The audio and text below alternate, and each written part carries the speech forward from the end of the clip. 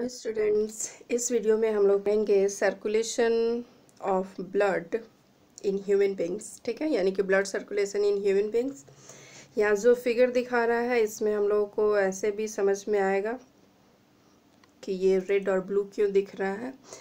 यहाँ जो है लो प्रेशर में फ्लो कर रहा है ब्लड, और इस पार्ट में मीन्स लेफ्ट पार्ट में जो है हाईएस्ट प्रेशर में फ्लो करता है, और ये डीऑक्सीनेटेड ब्लड फ्लो करेगा, और इसमें जो है oxygenated blood means left part जो होता है उसमें ऑक्सीनेटेड ब्लड और राइट पार्ट में डीऑक्सीनेटेड ब्लड। ठीक, स्टार्ट करते हैं सर्कुलेशन हम लोग। सर्कुलेशन मेन जो है हार्ट में जो पढ़ने के लिए है हम लोगों को, ये यहाँ से राइट आर्ट्रियम से स्टार्ट होता है। डिफरेंट बॉडी पार्ट से डीऑक्सीनेटेड ब्लड जो है कहाँ आता है?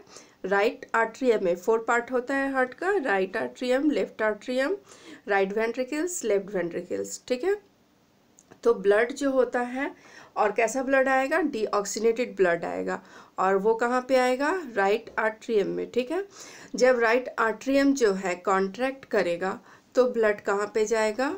राइट वेंट्रिकल्स में। ठीक, और इस दोनों के बीच में वॉल्स प्रेजेंट रहता है जो ब्लड को बैक फ्लो नहीं होने देता। ये क्वेश्चन आता भी है, right the function of walls in human heart.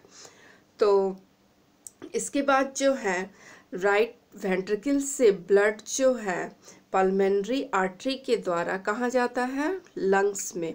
ये एक्सेप्शन हम लोग पढ़े हुए हैं पहले भी कि आर्टरी और वेन में क्या डिफरेंस होता है।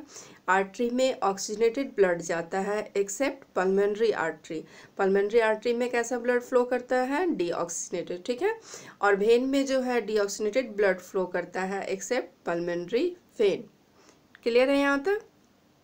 आगे देखते हैं।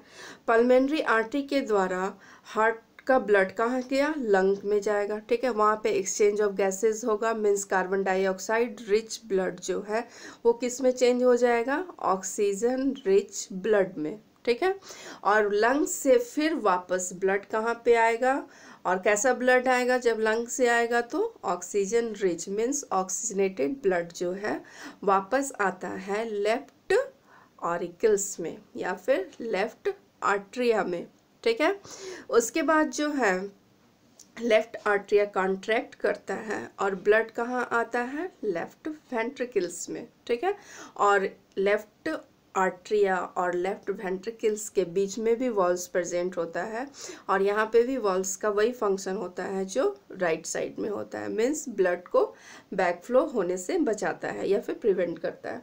ठीक है, तो यहाँ पे जो आया लेफ्ट वेंट्रिकल्स में ब्लड, यहाँ से ब्लड जो होता है वो एरोटा में जाता है। ठीक है, और यहाँ जो ब्लड आ रहा है वो कैसा ब्लड है? ऑक्सीजन रिच ब्लड है, मीन्स ऑक्सीजनेटेड ब्लड है, और ये ब्लड एरोटा में गया, और एरोटा से फिर वो डिफरेंट बॉडी पार्ट्स में जाता है ऑक्सीजनेटेड ब्लड, जो नीचे फिगर में हमको दिखा रहा है। ठीक है, और ये एरोटा जो है एराइज कर रहा है, और यहाँ पे ब्लड जो होता है हाई प्रेशर से आता है और पूरे डिफरेंट बॉडी पार्ट में जाता है जहाँ पे ऑक्सीजन रिच ब्लड का ज़रूरत होता है, मीन्स ऑक्सीजन का रिक्वायरमेंट होता है हमारे डेली एक्टिविटी के लिए, डेली वाइटल एक्टिविटी के लिए जो चाहिए।